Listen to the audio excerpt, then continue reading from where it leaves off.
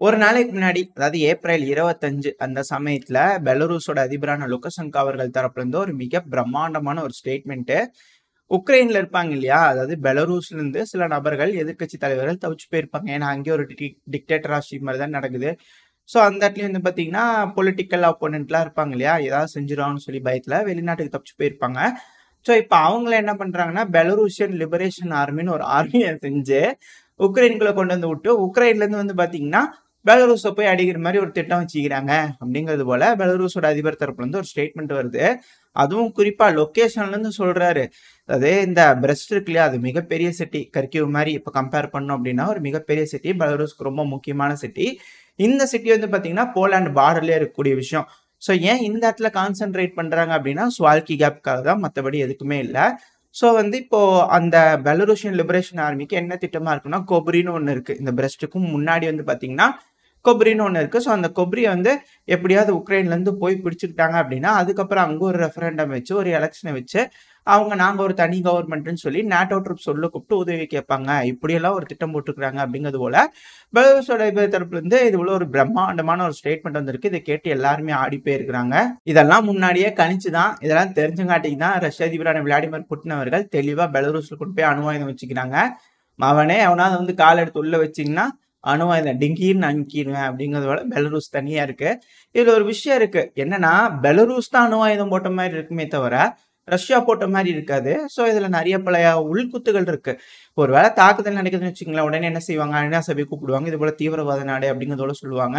மேற்குலக நாடுகள் எந்த ஒரு வேலையும் செய்ய மாட்டாங்க. ஸோ ரிட்டாலியேட் பண்றேன்னு பெலருஸ் ஒரு மிகப்பெரிய தாக்குதலை உக்ரைன் மேல செய்வாங்க. இப்படி செய்யறதுனால உக்ரைனுக்கு தான் பிரச்சனை.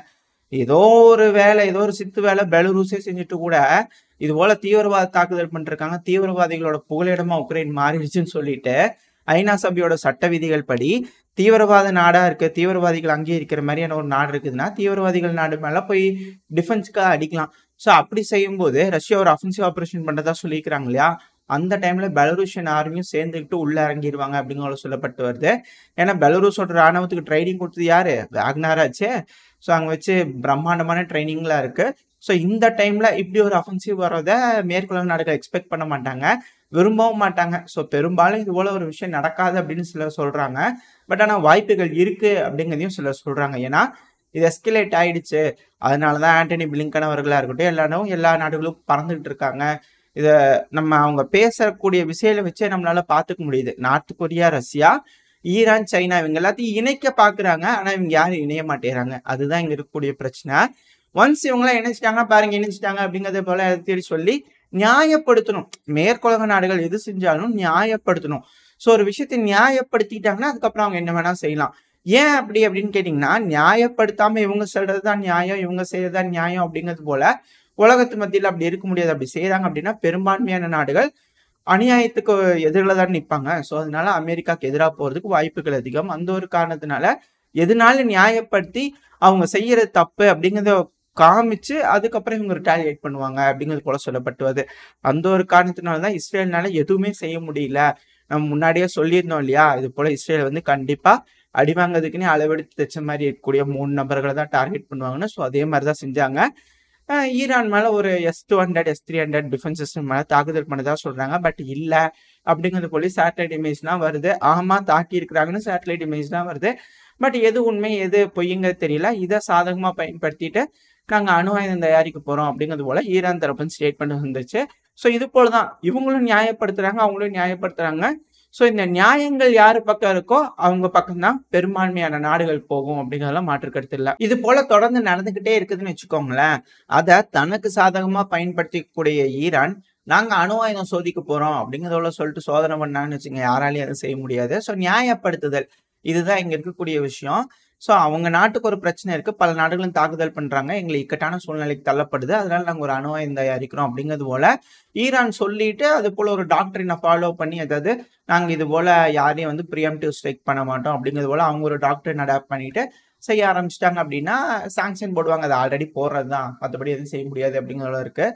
ஸோ இதுதான் இங்க இருக்கக்கூடிய விஷயங்கள். இது வந்து எப்படி எந்தெந்த நாடுகள் நியாயப்படுத்துறாங்க, என்ன நடக்க போகுது அப்படிங்கிறத பொறுத்து இருந்து பார்ப்போம்.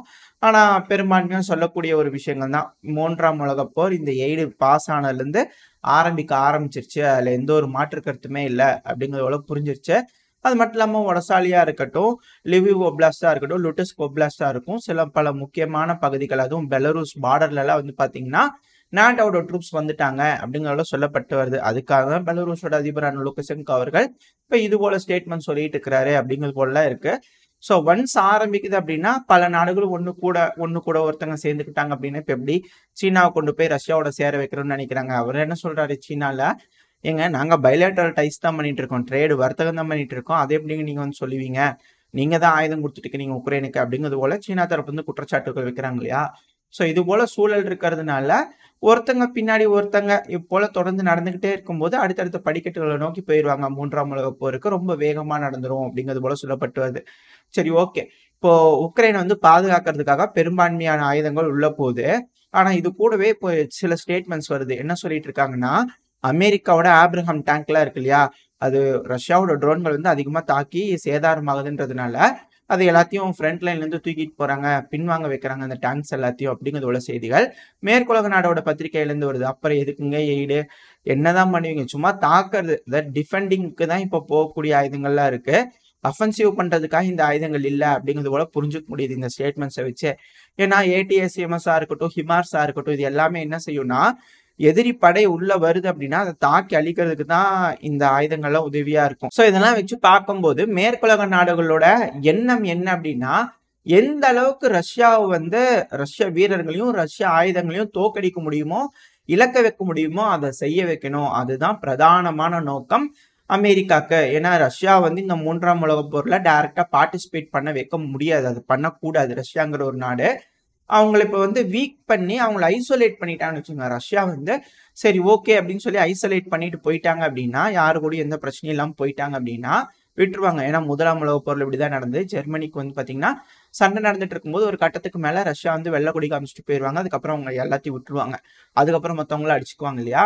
சோ அதே போல இந்த தடவை வந்து பாத்தீங்கன்னா ரஷ்யா வந்து கம்முன்னு அப்படியே தோத்துட்டியா, சரி அமைதியாரி, அது கூடயே சப்போர்ட் பண்ணான்னு சொல்லிட்டு அமைதியா விட்டுட்டாங்க அப்படின்னா, ஸோ இந்த டைம் வந்து பார்த்தீங்கன்னா சீனா அளவெடுத்து தைச்சிருக்கும், தனியா இருக்கும், சிக்கிக்கும், வசமா ரகமா மாட்டிக்கும் அமெரிக்கா கிட்ட அப்படிங்கிறதோட சொல்லப்பட்டது. ஸோ இதுதான் அவங்களோட திட்டம். அதுக்காக தான் இந்த உக்ரைன் ரஷ்யா பிரச்சனை நடந்துட்டு இருக்கு. ரஷ்யா ஒன்ஸ் அமெரிக்காவுக்கு வேணுங்கிற மாதிரியான சில வேலைகளை செய்யறதுக்கு தயாராயிட்டாங்க அப்படின்னா உலகத்துல எந்த நாடுகளுக்கு விட பிரச்சனை நடக்கும். ரஷ்யா எதுவும் செய்ய மாட்டோம். ரஷ்யா அமைதி ஐசோலேட்டடா இருந்துச்சு அப்படின்னா ஓகே, சீனா இருக்குது, சீனாவை வச்சு செஞ்சிடலாம் அப்படிங்கிறது போல மேற்குலக நாடுகள் தயாராயிருவாங்க.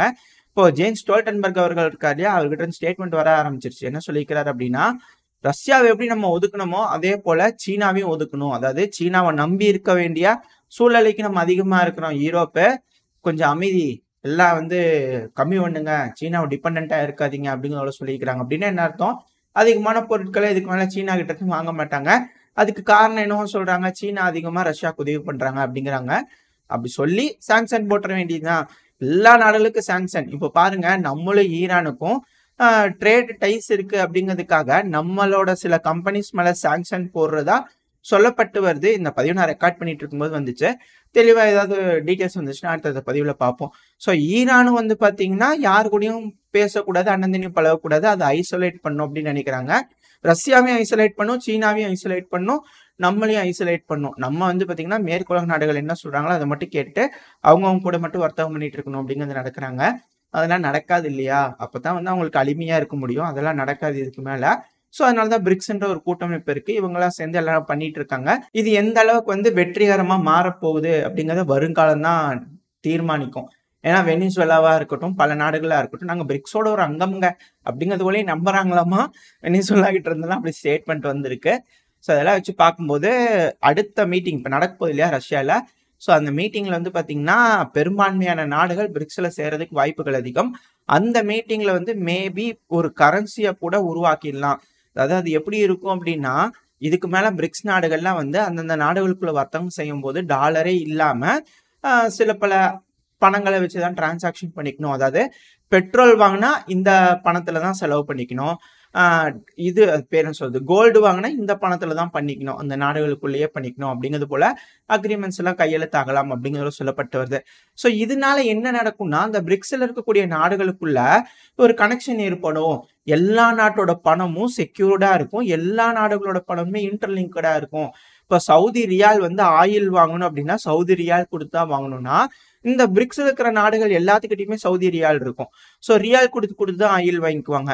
இப்போ இந்தியாவோட டெக் ப்ராடக்ட்ஸ்லாம் வாங்கணும் அப்படின்னா எல்லாரும் இந்தியா ரூபாய் கொடுத்து தான் வாங்கிக்கணும்னா எல்லா நாடுகள்கிட்டையும் இந்திய ரூபாய் இருக்கும். ஸோ ரஷ்யா கிட்ட இருந்து கோல்டு, கோதுமை இது போல ஏதோ ஒன்று வாங்குறாங்கன்னா ரூபல் கொடுத்து தான் வாங்கிக்கணும் அப்படின்னா எல்லா நாடுகள்கிட்டையும் இந்த பணம் இருக்கும். ஸோ அதனால இது வந்து கொஞ்சம் ஸ்டேபிளான ஒரு ட்ரேட் ஃபார்மேட்டா இருக்கும் அப்படிங்கிறது சொல்லப்பட்டு வருது. அது போல ஏதாவது முக்கியமான முடிவுகள் எடுக்கிறாங்களா அப்படிங்கிறத பொறுத்து வந்து பார்ப்போம். இன்னைக்கு என்ன அக்டோபர் மாசம் நடக்க போகுது மீட்டிங்கு, அதுல தெரிஞ்சிடும் நடக்குதா என்னங்கிறத. இதோட இந்த பதிவு நான் முடிச்சுக்குவோம். இந்த பதிவு எப்படின்னு உங்களுக்கு பிடிச்சிருந்தா லைக் பண்ணிட்டு உங்க ஃப்ரெண்ட்ஸ் அண்ட் ஃபேமிலியோட ஷேர் பண்ணிக்கோங்க. அது கூடவே மறக்காம இந்த பதிவை பத்தின உங்களோட கருத்துக்களை கமெண்ட் செக்ஷன்ல சொல்லுங்க. இந்த பதிவு நல்லா இருந்திருக்கிற நம்பிக்கையில் அடுத்த பதிவில் உங்களை சந்திக்கிறேன். அது வரைக்கும் ஸ்டே சேஃப். By by.